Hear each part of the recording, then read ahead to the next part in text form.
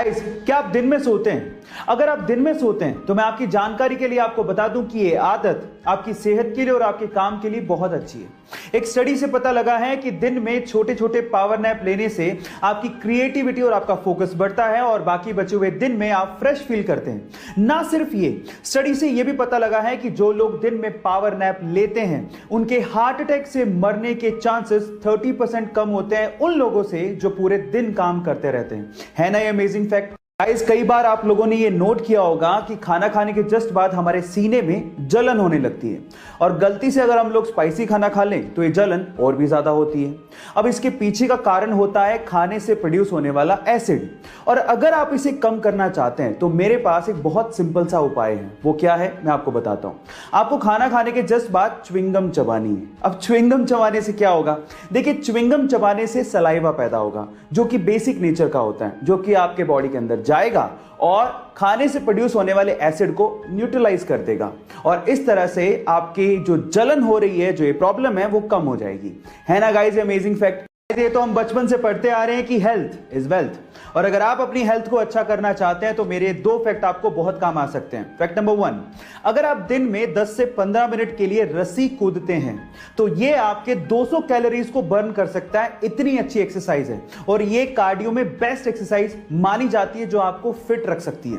Number 2, scientist लोगों ने research से पता लगाया है कि जो लोग ज्यादातर अपना समय इंडोर बिताते हैं उनके आंखों के और उनकी इम्यूनिटी के वीक होने के चांसेस सबसे ज्यादा होते हैं। इसलिए थोड़ा बाहर निकलिए और अच्छी हवा खाइए।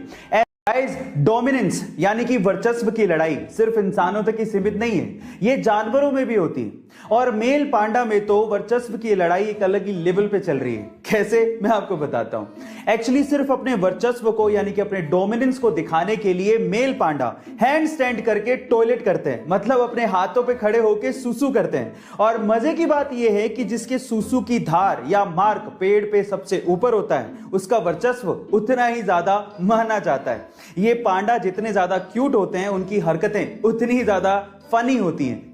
गारंटी और वारंटी, आखिर इन दोनों में फर्क क्या होता है?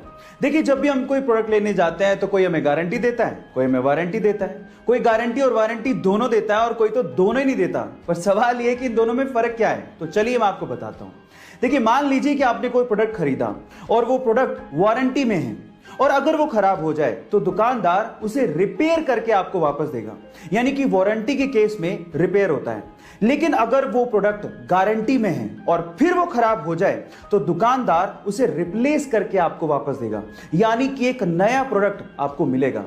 अब मतलब क्या निकला? वारंटी के केस में रिपेयर होता है लेकिन गारंटी के केस में रिप्लेसमेंट होता है। हम में से बहुत सारे लोग अपनी भारतीय भाषाओं को इस्तेमाल करने तक में शर्म महसूस करते हैं, लेकिन दूसरी ओर कुछ लोग ऐसे हैं जो कि हमारी भारतीय भाषाओं को बड़े बड़े मंचों पर बहुत प्राउडली बोलते हैं। उनमें से एक है डॉक्टर गौरव शर्मा।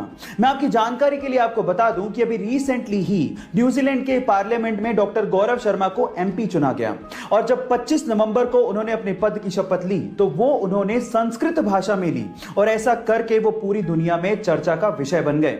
गाइस, मैं आपकी जानकारी के लिए आपको बता दूं कि डॉक्टर गौरव शर्मा हिमाचल प्रदेश से हैं और 1996 में वो न्यूजीलैंड शिफ्ट हुए। किसी यूजर ने उन्हें पूछा कि आपने शपथ हिंदी में क्यों नहीं ली, तो इस बात पे उन्होंने जवाब दिया कि संस्कृत भाषा सभी भारतीय भाषाओं की जननी है। गाइस, ये फैक्ट आपको जान के कैसा लगा चैट सेक्शन में जरूर लिखिएगा और अगर आप मुझे यूट्यूब पे देख रहे हैं तो हमारे चैनल को सब्सक्राइब कर लीजिएगा और अगर आप इंस्टाग्राम पे देख रहे हैं तो मुझे फॉलो करना मत भूलिएगा। मिलते हैं अगली वीडियो में।